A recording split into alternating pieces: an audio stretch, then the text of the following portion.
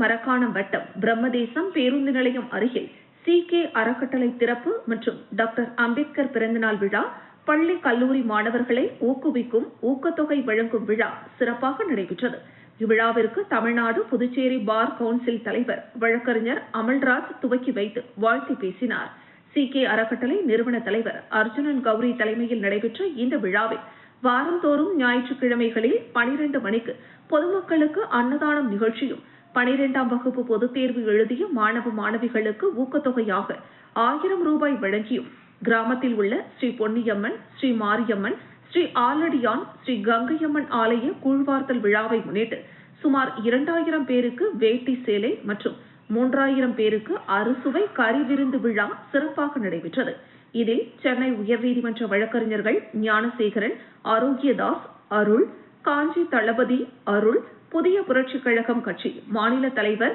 கிழக்கு கடற்கரை சாலை சங்கர், தேனை கவுன்சிலர் அக்கா கற்பகம், பிரம்மதேசத்தை சேர்ந்த முன்னாள் மாவட்ட கவுன்சிலர், அரசு மேல்நிலைப்பள்ளி பெற்றோர் ஆசிரியர் சங்க தலைவர் சிதம்பரநாதன், முன்னாள் ஊராட்சி மன்ற தலைவர் Saranya, blue metal SR Venkatesan, Marakkanam DMK ஒன்றிய பெருந்தலைவர் தயாளன், திண்டிவனம் ஜெயம் எலக்ட்ரானிக்